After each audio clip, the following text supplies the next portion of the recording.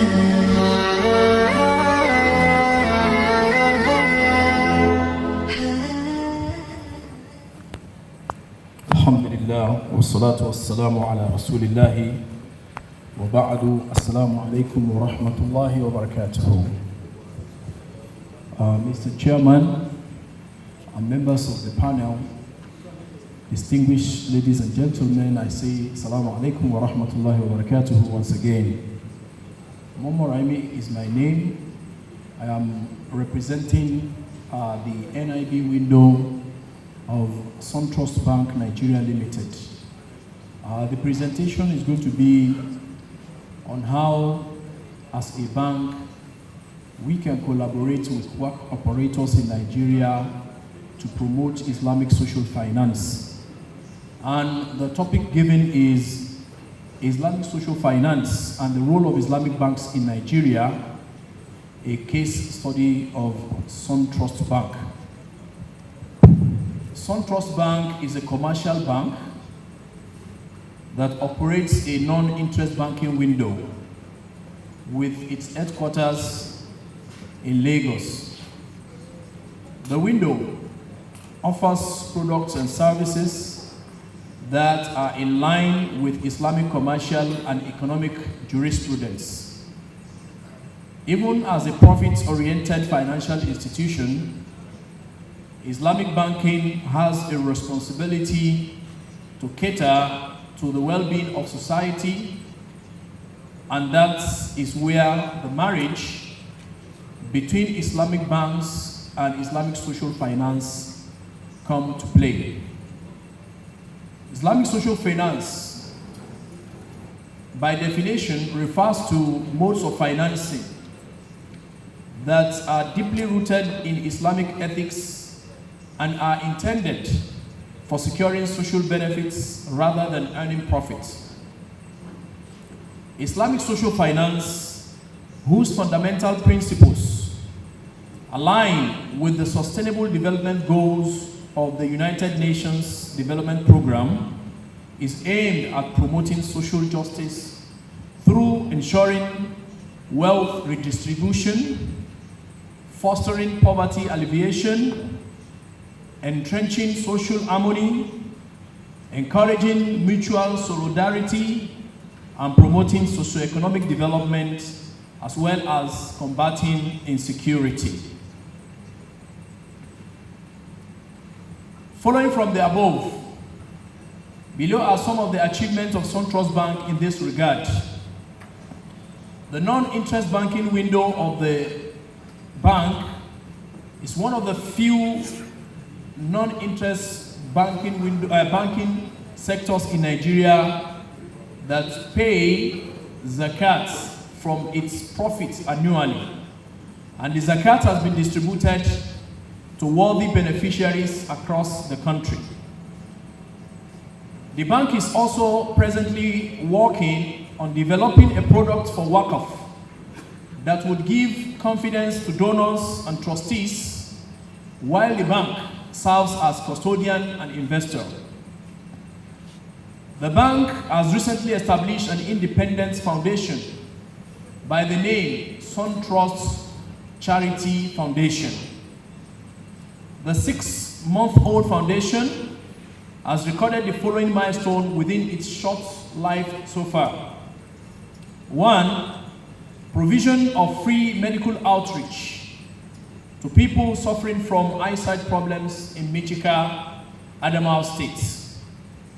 Cash donations have also been made to the Borno State Flood Disaster Relief Program. Thirdly, an ongoing training program for 30 youths in leather works at the National Leather Technology Institute in Zaria. And finally, there is an ongoing renovation of 2 community schools in Kano and Gombe towns.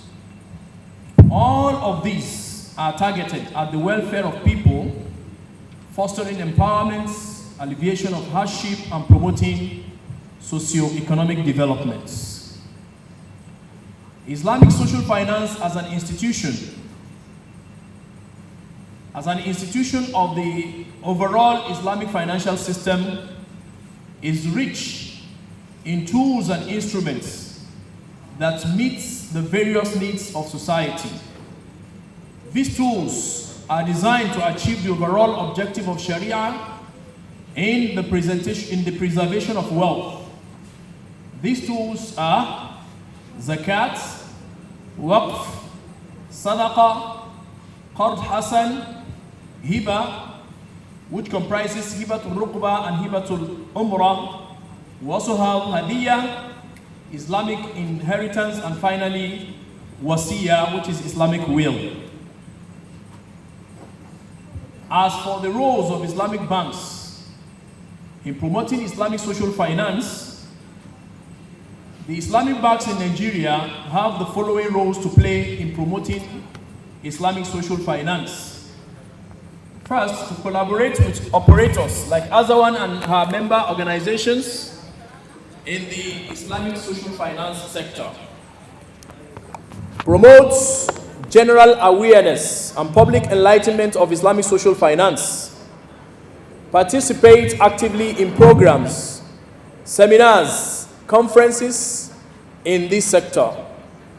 Support and sponsor research and development in the area of Islamic social finance, and develop products and services that are geared towards promoting Islamic social entrepreneurship.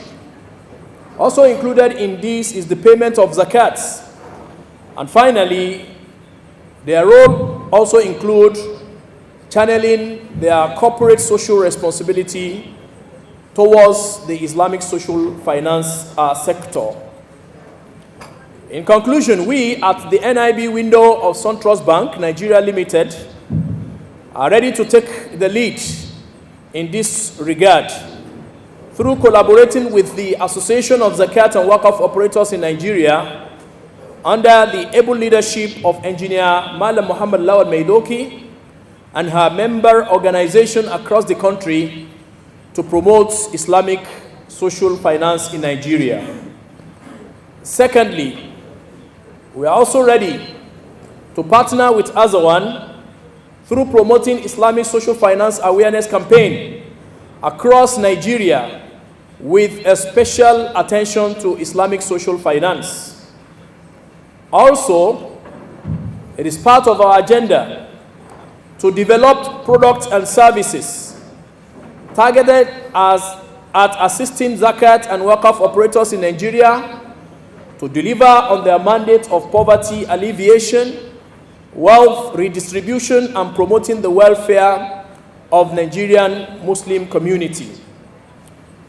Finally, we also look forward to partnering with AZAWON in the area of paying our zakat from the profit we earn annually to deserving beneficiaries across the country, either directly or through AZAWON member organizations. Thank you. Wassalamu alaikum wa rahmatullahi wa barakatuh. That is the presentation, and very brief and straight to the point. The role of Islamic Bank in Nigeria as far as Islamic social finance is concerned is what has been presented in less than 20 minutes. Can you please appreciate the presenter, please? Thank you so much. Before going to the next presentation,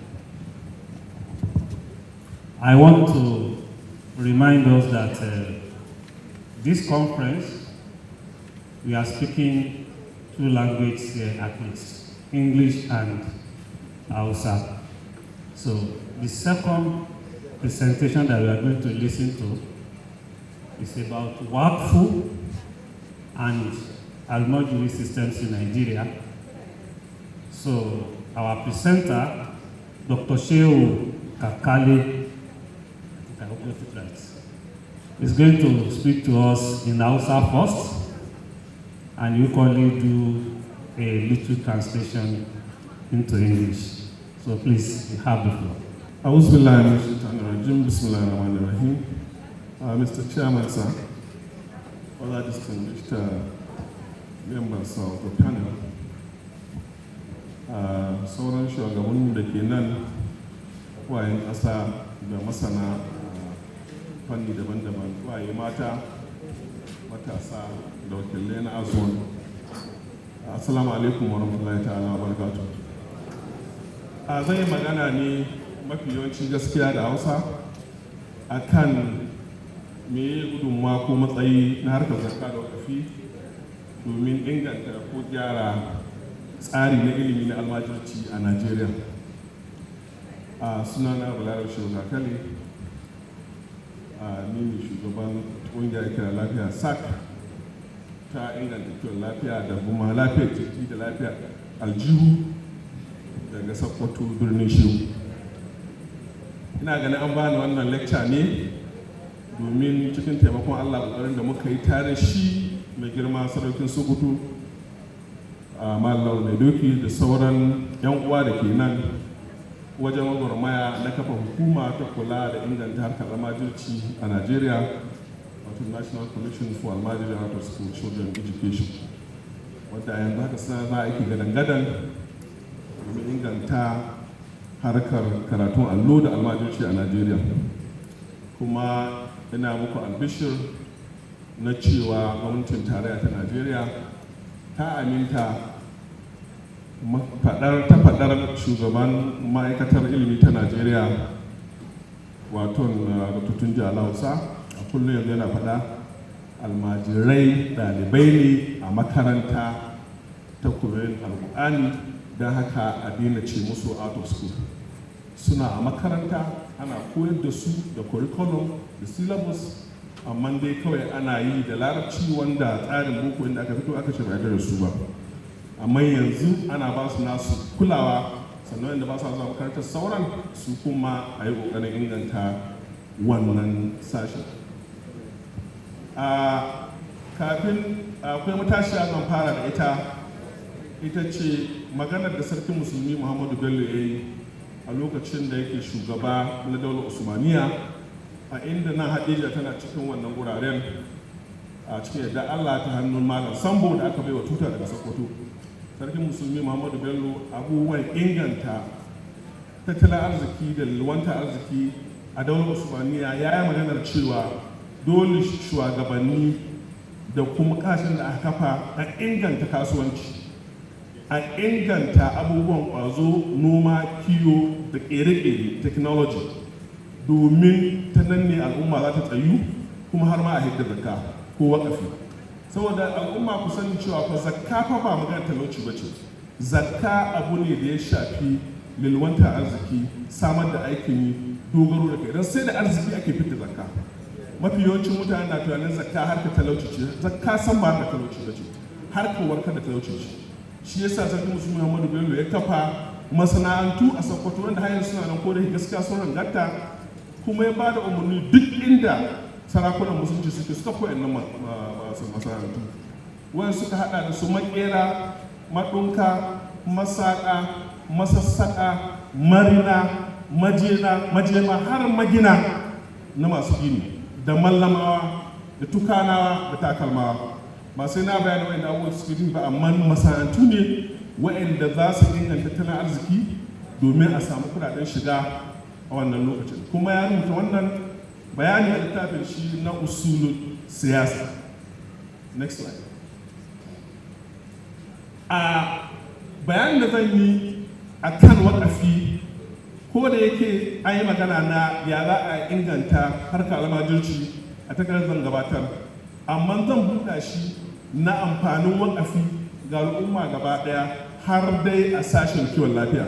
A kan shi zai bayani mafi rinjaye a yau. Dalili saboda ni likita ne kuma na yi karantarwa a university, kuma na yi aiki a babban asibiti, kuma na ga matsalolin kiwon lafiya har dai lokacin da na yi kwamishina na lafiya a jihar Sokoto. So bayanin da zan yi shine na buɗe abubuwan waƙafi domin inganta lafiyar al'umma da sauran wurare. A lokacin 2016 an kawo maganar health insurance a Sokoto domin National Health Insurance Scheme suna so a buɗe harkar inshora domin amfanin al'umma. Matsaloli na kiwon lafiya kowa ya san su da su almajirin da sauran jama'a. Idan ina magana almajiri a wannan bagiren, ina magana kan da primary and classical almajiri, yaro wanda ya hijira, wanda ke koyon karatun Qur'ani da tauhidi da kuma tarbiyya, ba manya almajirai bara sana'a ba. Duk magana da ta almajiri muna magana na makarantun allo da tsangayu da kuma waɗannan yaran da malamansu mata da maza, gwanaye ko kuma alaramomi da kuma modibai da sayyida da dai sauransu. Don haka mutane su fahimci wannan. Akwai matsala a insurance saboda mun samu fassara a Hausa ma sai ta yi mana waya. Ko ina aka sai a sashi insurance. So malamanmu a ko ina aka ce health insurance haramun ne saboda wasu dalilai. Na je aka zo aka yi magana da shi mai girma gwamnati wannan lokacin, ya dawo Aminu Waziri Tambuwa, a kan ya za a samar da fahimta a al'ummanmu a kan abin da yake wannan insurance. Aka yi magana ta kafin ko mutane ba su wuce abin da yake ta kafin ba. So a kan wannan ne sai mai girma gwamnati a lokacin ya ce na je na tarar da mai alfarma sarkin musulmi domin ya ba mu ya nuna mana hanya ne da za a yi wannan za a ciwo kan wannan matsala. Na je na gurfana a gwamnati alfarma sarkin musulmi ya ba da umarnin cewa mu zagaya Sokoto mu nemi ilimi ko kuma fahimta da tattauna na malamai a duk faɗin Sokoto a kan matsayin insurance a musulunci. Muka yi taruka sauransu, muka tafi muka yi wannan kusan shekara ɗaya muna tarar da malamai da kuma masana kan abin. To a kan wannan ne muka samu cewa inshora da ake shi a kara zube, wato conventional insurance na zamanin yanzu, gaskiya haramiya ce ko musulman ba za su ba. So I think you can go to the next slide. A tarukan da muka yi sai na gano abubuwa guda 6 wanda suka sa mutanen mu ko kuma musulmi ba sai da insurance ba. Anan duka masana ne mafi yawancin gaskiya duka sun kun san su, le zai bayani ta mahangar abin da na gani a cikin al'umma a karkara da birni. Na ɗaya shine sai aka ce inshora yana kama da caca, wato maisir, saboda mutum ne za a ce ya sanya kuɗi yan kaɗan domin in wani masifa za a ce ko wani ta sami shi kaddara ya samu kuɗi da yawa. Sannan na biyu, duk ka samu a insurance kamar caca wani ya rasa, kuma wancan na bakin cikin cewa kai ka samu. Ko ya san insurance wasu a kai tattata su ma haɗa claim na ƙarya a ƙasashen duniya, kuna da labari domin mutum ya ce ya ba da kuɗi kuma domin ya samu wani abu. So wannan maisu ɗin ya sanya insurance ya zama haram. Na biyu shine garar tsananin rashin tabbas. A insurance za ka sanya kuɗi da cewa in wani abu ya sami ko rashin lafiya, a health insurance kenan ko car insurance ko waye, a taimaka ma da kuɗin da suka tara. Ba ka tabbacin rashin lafiyar da za ka yi ko kuma wannan ibtila'i. Kuma a tsari na musulunci idan za a yi business dole ne a tabbata a gani a ƙasa, ba a cinikin kifi cikin ruwa ke cewa abun da za a yi a san shi, a san yawan shi kuma ina za a yi. Shi ne a hukunci ko kuma ƙa'idoji na Islamic Commerce and Trade. To a insurance malamai suka ce cinikin kifi ruwa ake. Kai ne za ka duba da kuɗi wai don wani abin sami ka mota ta lalace, gidanka ne ya kone, rashin lafiya kai da sauransu. Na uku shine riba, wannan shi is clear. Kuɗin da ake samun insurance akwai suna sanya riba cikin interest. Na hudu akwai shi underwriting, wato nuna wariya tsakanin masu insurance. Wani za a ce kuɗin shi daban, premium ɗin shi daban, wani kuɗin shi daban. Misali a health insurance in kai lafiyan kalau kuɗin za ka biya daban, amma in kana da sikila misali wani hawan jini za a ce risk ɗinka, rashin tabbas ɗinka na zama lafiya lau ya yi high, da ya za a ƙara kuɗi fiye da sikila. Sai na 5 shine a health insurance matar ka ɗaya da ya hudu kawai za a cover. ba ruwansu matarka 2 ko 3 ko 4 ko 1 ka 10 ko 10. Sai na 6 shine abin da ake cewa profit na surplus a insurance, conventional insurance. Idan aka samu riba daga ƙarshen shekara ta yi an tara kuɗi ba wanda misali ya samu kuɗin saboda wata ƙaddara ta same shi, kamfanin kawai zai rike kuɗi. To a tsarin musulunci duk waɗannan abubuwan sai a ce ba yadda da su ba. To haka muka zauna muka yi ta muhawara da malamai muka samu walwale waɗannan matsalolin. Ya muka samu walwale waɗannan matsalolin? A tattauna da muka yi da su suka ce mun a gefen maisa caca ya za a yi in ka ba da kuɗi ba za ka ce sai ka samu abu ba wani daidai fiye da kuɗin da ka bayar ko kuma in wani samu kai ka rasa. Sai muka ba da shawara duk abin da za ka bayar ka ba da shi a matsayin wakafi ko ka ba da shi a matsayin tubarru ko ka ba da shi a matsayin sadaka. Idan baka yi rashin lafiya ba har shekara ta ƙare alhamdulillah wani ya amfana don ya rashin lafiya, babu a tashi cewa ka rasa ko baka yi rashin lafiya ba har shekara 1 ko shekara 10 ko kuma wani ya samu kai baka samu ba.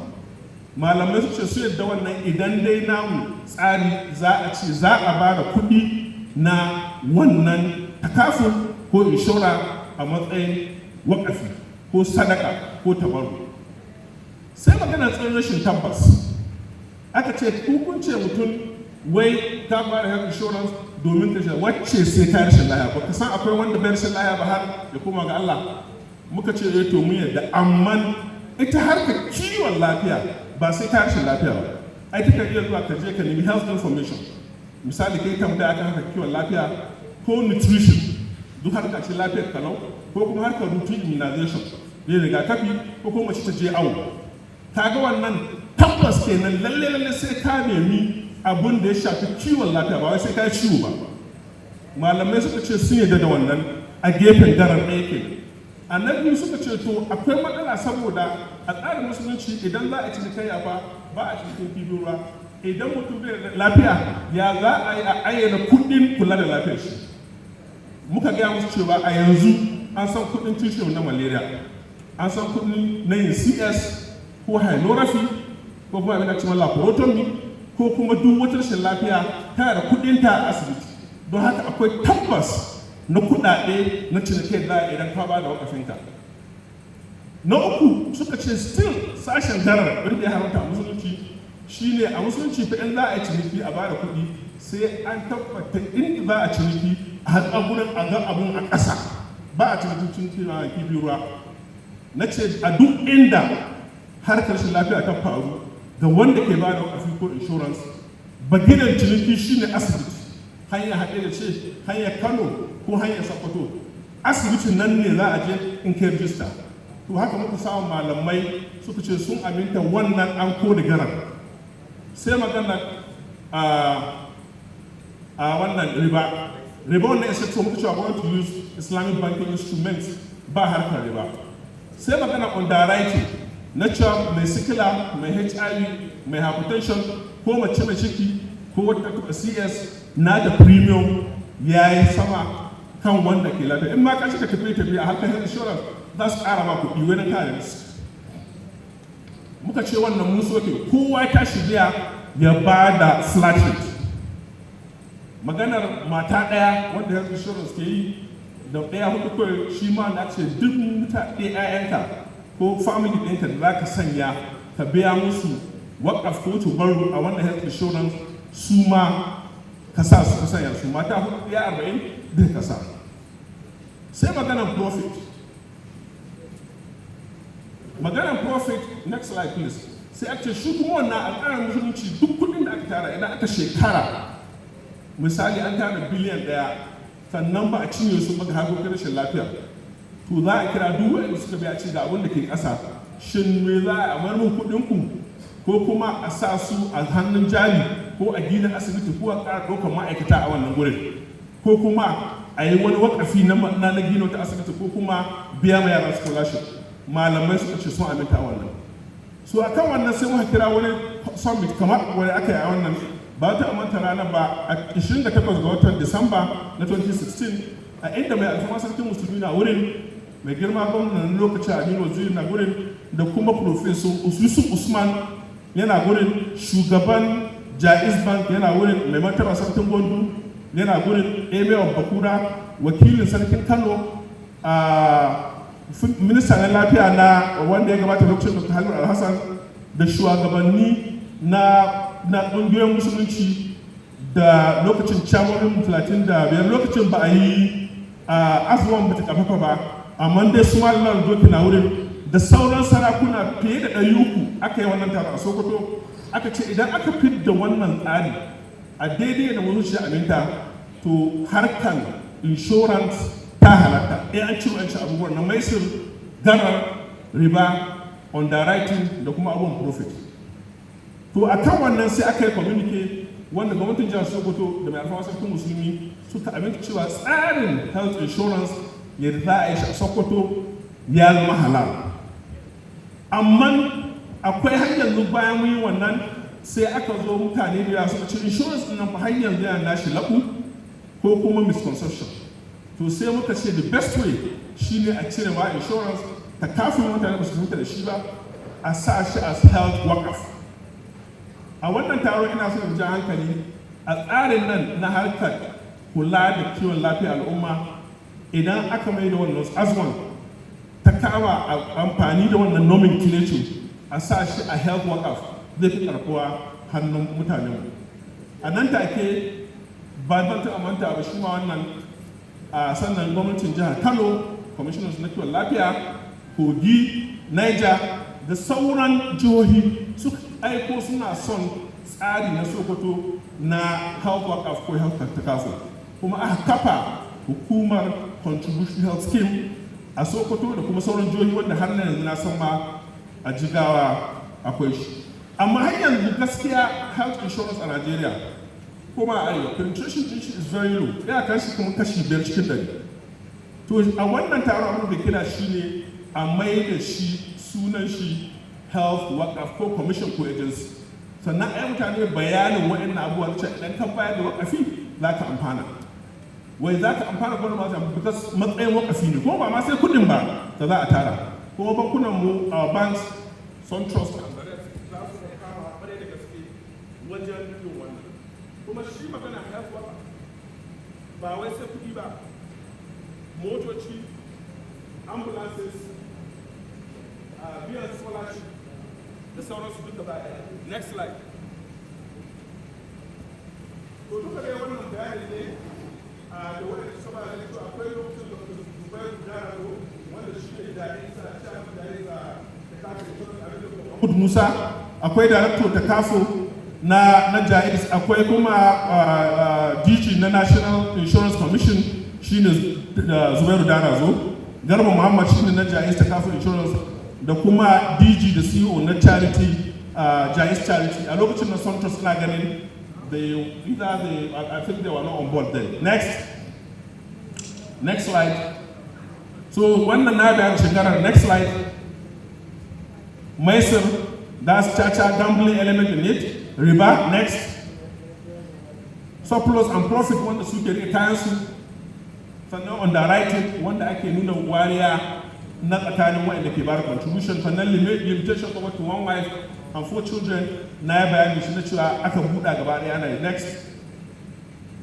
Sannan wannan na quotes ne na ayan Qur'ani, suratul Baqara da suratul Ma'ida da kuma sauransu da hadisai next da suke magana kan wakafi da kuma matsayinsu. Next, a yi amfani da wakafi saboda shi faɗin shi da girman shi fiye da zakka, saboda shi kun ta an bayanin cewa wakafi ba sai shekara misali ba limitation na yan kuɗinka, sannan kuma komai za a iya ba hannun wanda ba kuɗi ba wajen inganta abubuwan da suka shafi.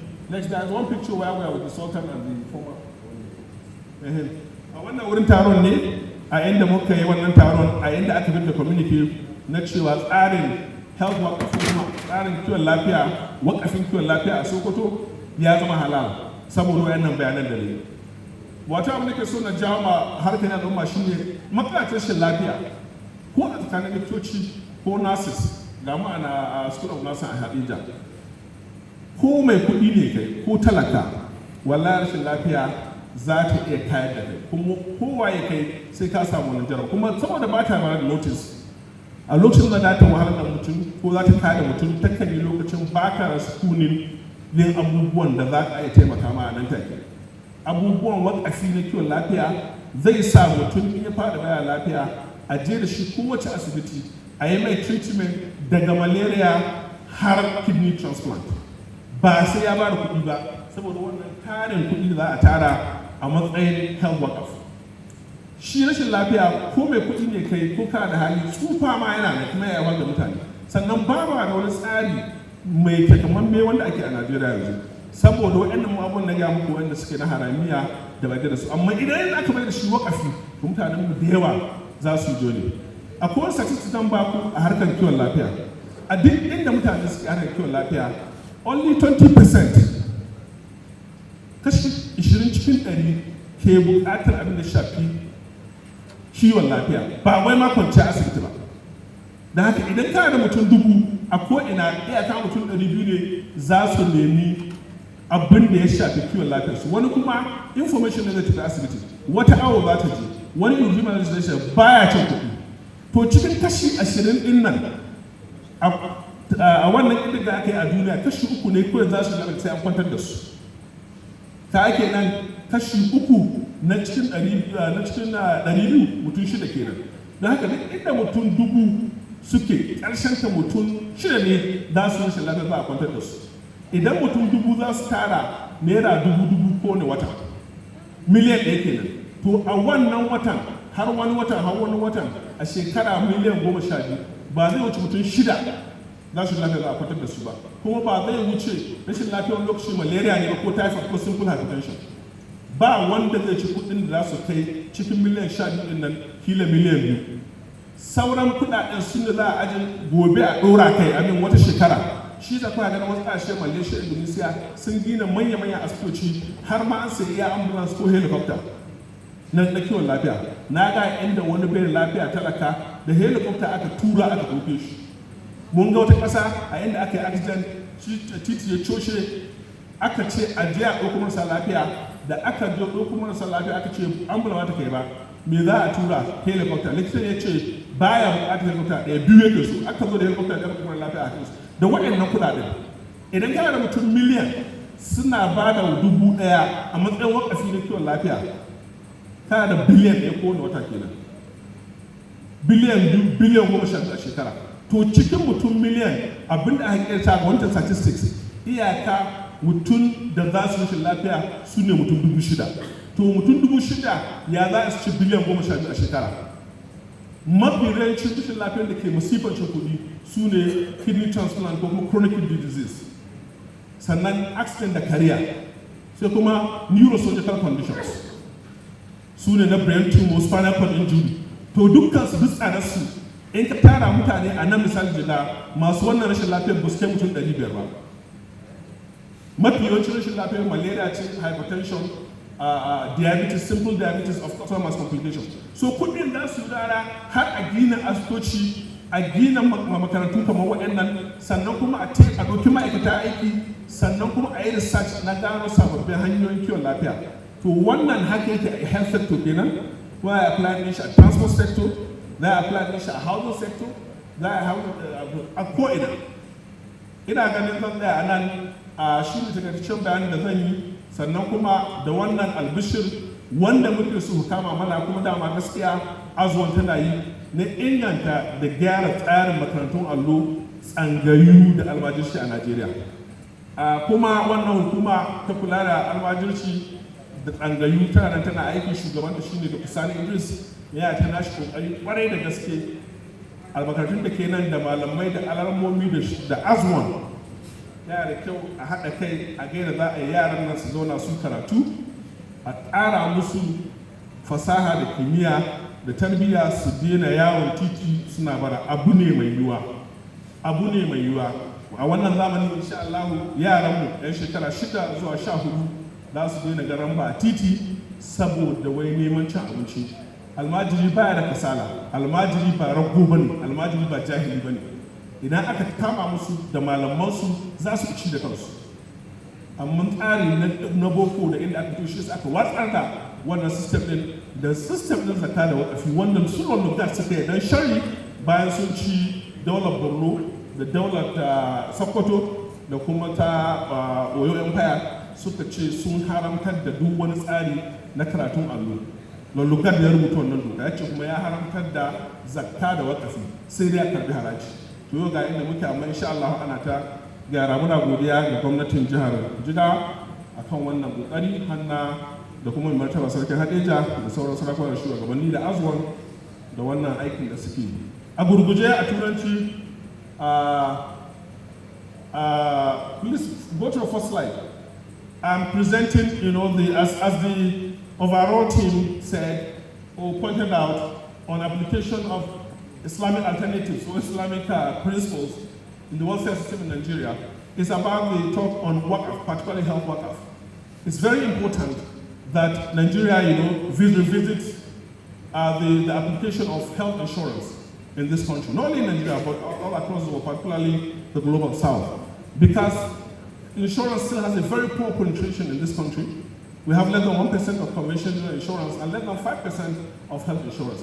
And the reason is about the nomenclature and misconceptions about insurance, conventional insurance itself, which is a business enterprise. There are a lot of people who look at it as being cheating, the contributors to the insurance. Why the insurance company always smile to the banks with fat monies and the other difficulties of recovering claims when you have injury or you have a claim by accident or whatever.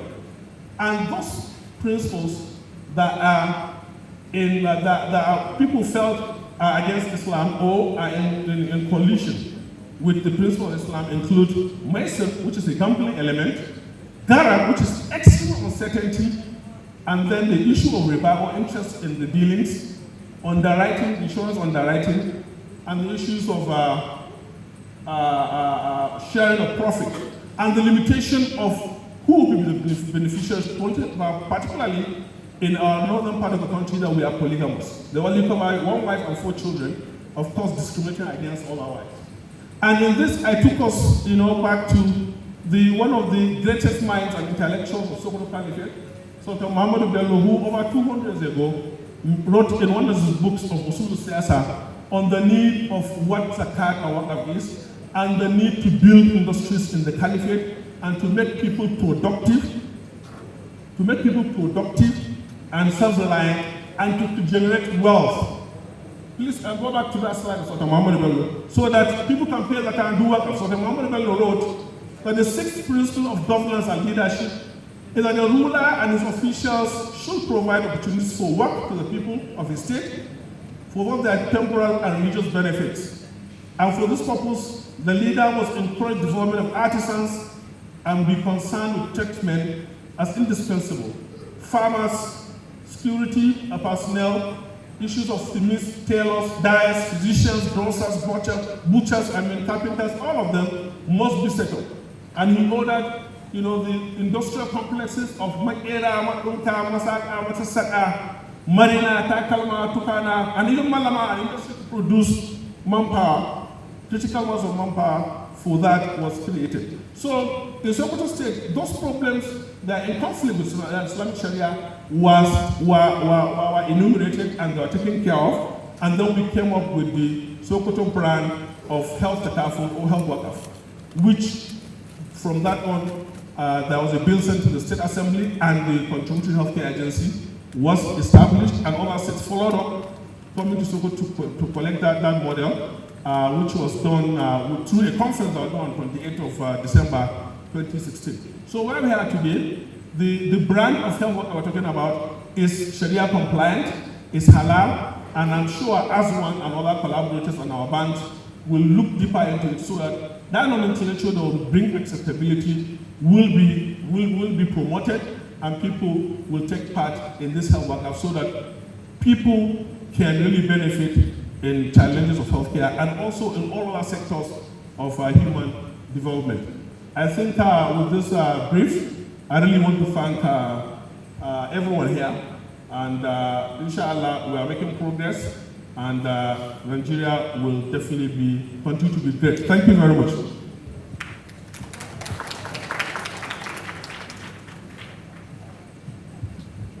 Bill, we want to thank all the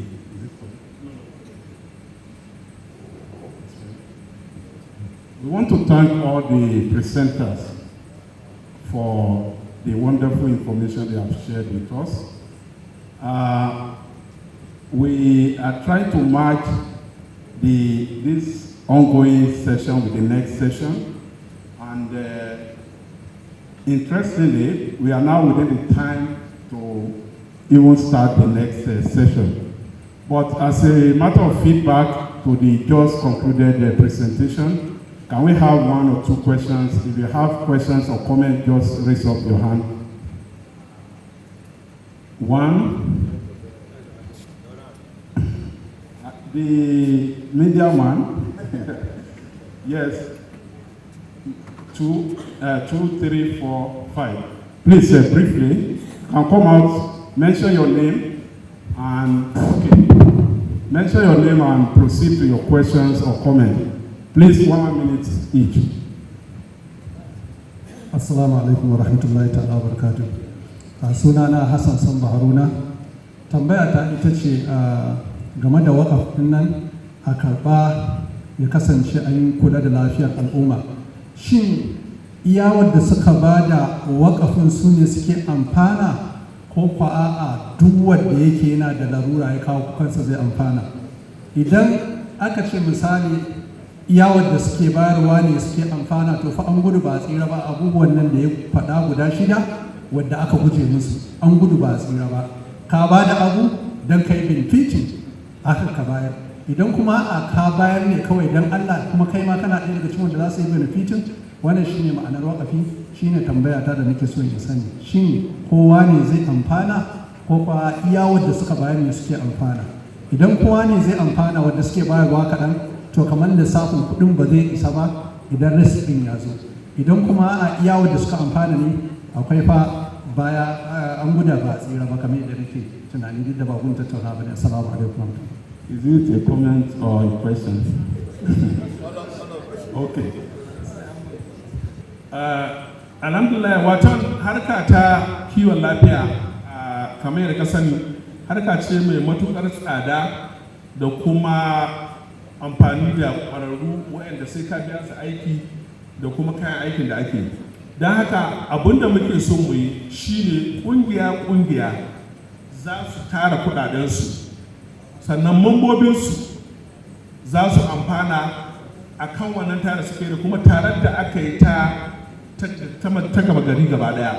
Saboda idan mutum ɗaya wata nan zai zo rashin lafiya ce miliyan 10 miliyan 20, amma ka wani ma bayani yadda Allah ya ɗan adam an yi bincike ba ɗaya ba 2 ba 3 ba, mafi yawancin mutane ba sa rashin lafiya, particularly matasa.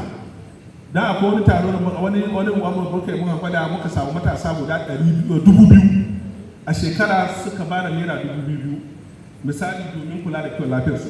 A shekarar nan mutum 2 ko suka da lafiya. To kaga su waɗannan in su sha mun maka sauran nan kuɗin, wasu can wayanda su kuma ba sa da ƙarfin ko ba su kai 2,000 ba, kuɗin za a amfana su kuma da aminta su a ceto 'yancin. Sannan ana yafi da tsofaffi da ƙana yara ba su bayar ba, ana cewa mata masu ba su bayar ba. Shi ne a ma'anar social insurance ko kuma social wakaf ɗin nan wanda ma bai biya wani amfana. Amma dai gaskiya idan aka samu mutane da yawa ya fi. A Germany misali, kowa daga albashin shi duk wani mai aiki, Germany mutum miliyan 80 ne, a ran miliyan 35 su ne misali balagaggu mata da ma masu aiki. Kowa ana cire ne euro 5, kaga ana magana wajen miliyan 150 kenan ko na wakafi ne za a kira shi kenan na abin nasu ko kuma na insurance. To bayan wannan wanda ke aiki wajen ana cire ne har euro 1000, so suna da biliyoyin kuɗi. So idan mutane suka biya da yawa abun zai fi, wanda ma mai biya ba ai tsofa ba zai biya, yaro ba ma tun da ciki su ma za su amfana.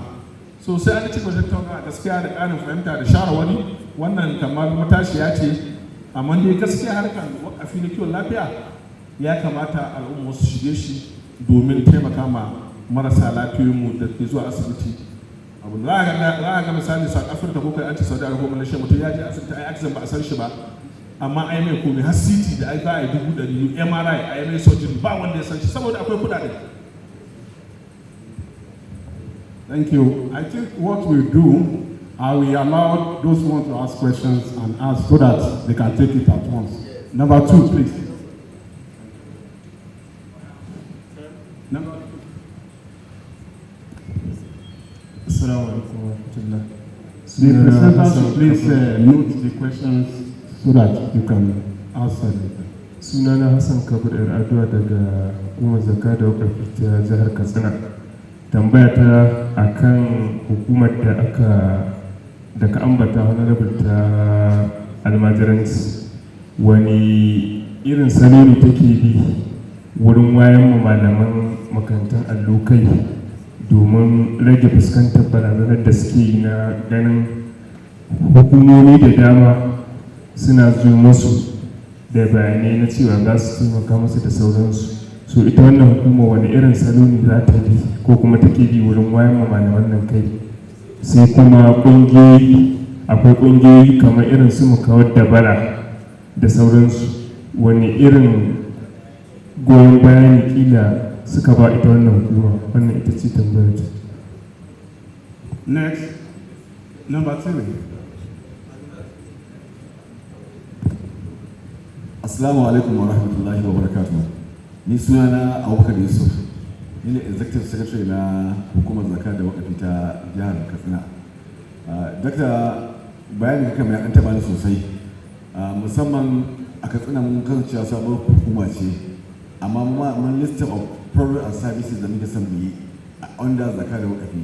A wannan wurin muna da hukuma, amma da program ko services ko products da muka ba shi na wakafin session, wani kan wakafi ka abin da shafi lafiya.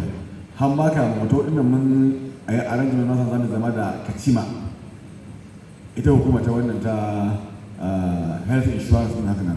To now abin da muke so shawara da kuma mu samu collaboration ko da bayan mun wannan ma mu ci gaba da mijin fanta da kai ya za mu zo da islamization na wannan kacima ta Katsina ta zan cewa tana gudanar da ayyukanta bisa wannan tsari na shari'a, musamman abubuwan da kalin safa din nan.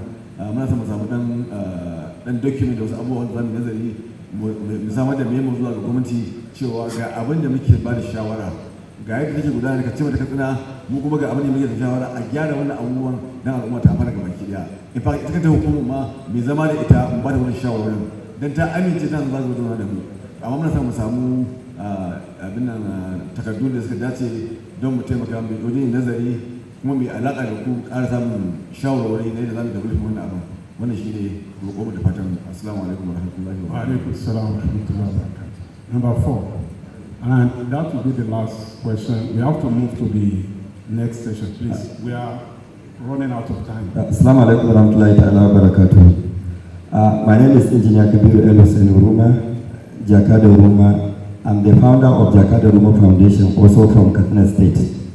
The question I want to ask is goes to Honorable. Honestly, when I hear this good idea presented, I ask myself deep in me, why is it that always, when it comes to issues of Islamic social finance, Sokoto State will always lead while others will follow? That's what comes to my mind. Because of initiatives like this, honestly, it is an eye-opening. It's telling me that Sokoto State is on their feet. The question I want to ask Honorable is, I don't know whether if you are aware, National Health Insurance Authority in, I think, late last year or early this year, introduced the concept of health insurance under one roof. They discovered that there's a lot of duplications of health insurance effort at national level and at state level. State level is covering workers, informal sector. National is also doing the same thing. So they propose health insurance under one roof, whereby NHIS will cover all workers under formal employment, while state health insurance agencies will cover informal sectors. If NHIA succeeded in implementing this health insurance under one schemes such as yours in Sokoto State, what is going to happen to it? Thank you. Thank you very much. Please, I want to appeal to Doctor to kindly respond just in 1 minute. I'm very sorry. It's very obvious we need to have further discussions on this. Maybe now we're going to take on a wonderful focus group na AZAWON. Magana ce ta National Commission for Almajiri and Out of School Children Education. Abin da tabbatar shi ne daga yanzu a Najeriya kullum da ya kara cin almajiri jahili ko kuma wai bai da ilimi. Za a ba su certificate, ta san samun hukuma ce suna ta aiki tukuru domin a taimaka ma waɗannan malamai inda suke mazan da matan. Modubai da kuma da yana cikin yawan faɗin mata saboda ana zama da harkar almajiri maza ne kawai. Sannan kuma bambancin gidan ci ba tallafi wannan hukumar ta gwamnati da ya za a mata budget ko yanzu ana ta kokarin a sa mata budget na kuɗi isa su wancan tallafi da tura ke kawa ta baka lasa ne dama lalacin mu ne yasa wai sai ka jira wai bature wai zo ya ma wai gyara almajirci wani irin abu ne wannan duk inda aka fi wasa abin da yasa na gabatar da wannan kudiri a majalisa muka yi faɗi tashi Allah ya sa shugaban ƙasa Muhammadu Buhari ya sami hannu kuma ministocin biyu da muke da yanzu da shi tun ji Allah da kuma ita hajji so wanda ke nan ko zan zo nan na ga da zan zo a jihar ka kuma za mu magana harkar almaji shine a gaban su hakika yaran nan suna da ilimi kuma ba ragaye bane za a koya sana'o'i da kimiyya da fasaha da noma su dogara da kansu sannan a ba su certificate a ma'ilmanta suna a mainstreaming through MBIS su join university. Na biyu a Katsina harkar ita wannan health workup one of the major things mu kula a arewa wannan nomenclature gaskiya sai an canza shi. It's better kawai a kira shi health workup wanda kafin da musu amfana ba sannan contributing hospital da ake kamar da shi da tunawa ko ina har yanzu akwai element da duk waɗancan abubuwa don conventional insurance da so ku amending na ku na doka da su ta yi lokacin da ina commission na rabar da waɗannan takardun a ko ina a sa su da mutane za su karbu a kira mutane malamai masana Islamic field da AZAWON domin a tabbatar da wannan a bi kungiyoyin gungaye shi kuma NHS National Health Insurance Authority they need to stick in that sweet grassroots homegrown solutions. Because for 10 years, 2040 NIH, they have not been able to increase penetration now insurance. It has been a total failure. And it's because that bill by Aishi down with the input, not top to bottom bar. So they still need the respective states and insurances and under all of things, states is leading and now joining a federal government staff ko kuma workers da har yanzu ba samu enough penetration from them but to collaborate is very important. Thank you very much. Thank you very much. On behalf of all the participants, I want to thank the presenters. But before we go, I will give last opportunity to the Sun Trust Bank to summarize what they have presented in Hausa. Na'am, alhamdulillah wa salatu wa salamu ala rasulillah. Jama'a muna muku gaisuwa. Insha Allah, ni sunana Muhammad Rahimi, ni ne Sharia Compliance Officer na Sun Trust Bank. Sun Trust Bank muna kokarin hada baki da ainihin AZAWON saboda ci gaban da Islamic Social Finance wanda yake ji da ainihin zuwa gaban al'umma wajajen sadaka da zakka da wakafi.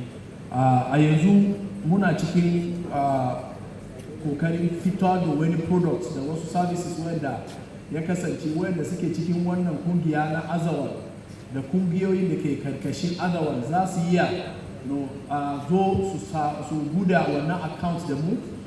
It is based on wakaf akan wakaf aka gina shi kuma zai zama to abin da zai iya taimakawa sosai da kungiya wanda suke cikin wakafi mu hada baki da su mu ga yadda abubuwa za su ci gaba kuma a cikin kokarin da muka yi saboda wannan bangare na Islamic Social Finance muna ba da zakka directly kowane shekara a cikin ribar da aka samu kuma akwai wato kiyaye lafiyar mutane harkokin wanda muka yi a garin Michika Adamawa State kuma muna ba da gudunmawa na kudi ko ce mun bayar a Borno State Flood Disaster Relief kuma yanzu nan akwai taimakawa game da ainihin taimakawa matasa wanda za su koyi aiki a bangaren wato da ake cewa leda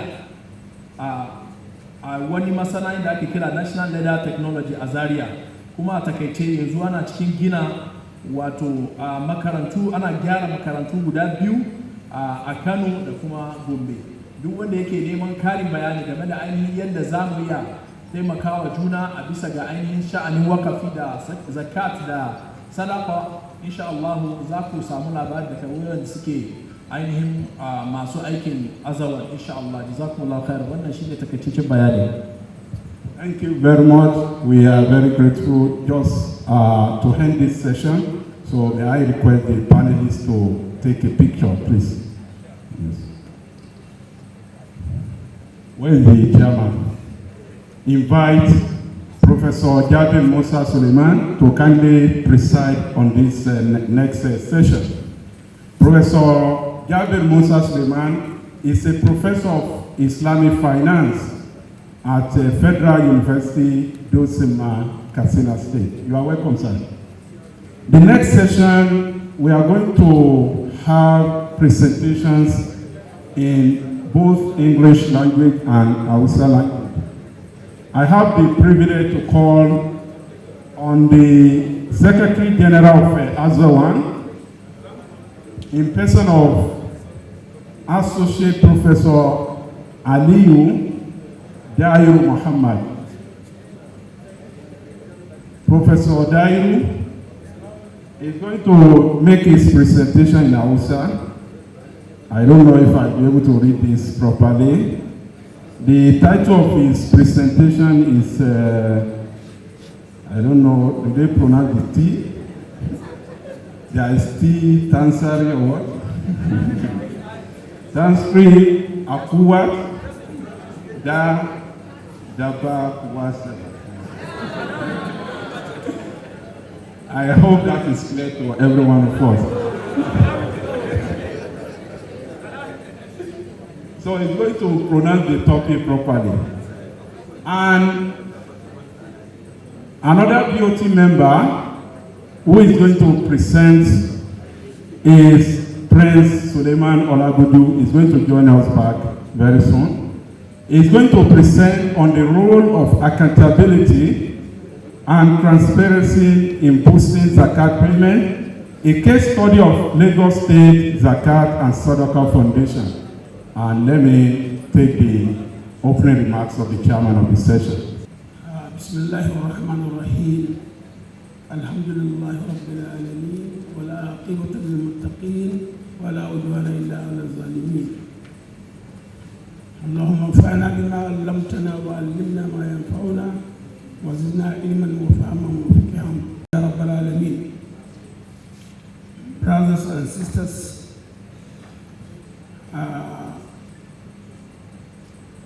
we are privileged and honored to be here in this very important occasion, especially an occasion which is dealing with one of the pillars of Islam, that is Zakat and Waqf. So having the opportunity to be here, it's a privilege, it's a bless, it's a very, very blessed. Allah is saying in the Quran, لا خير في كثير من نجواهم إلا من أمر بصدقة أو معروف أو إصلاح بين الناس. So most of the occasions, gatherings, لا خير فيها. So unless such kind of gathering. So I'm congratulating each and every one of the presenters and the participants. So we praise Almighty Allah to give us ability to implement what we have had from our presenters. Knowledge, not acquiring knowledge, or you hear or you have heard. The most important aspect of knowledge is implementation. Implementation. so you can acquire a lot of knowledge. And believe you me, these presenters are presenting their papers, are presenting articles, theoretical aspect of their presentations. So you're surprised the time they invested and the energy and the money they invested in finding this information. It's not easy. So I want to all of us to at least put all this knowledge we have acquired in this occasion in practice, so that barakah will be followed, inshallah. So I will not talk much. Maybe I will stop here and allow the MC to proceed.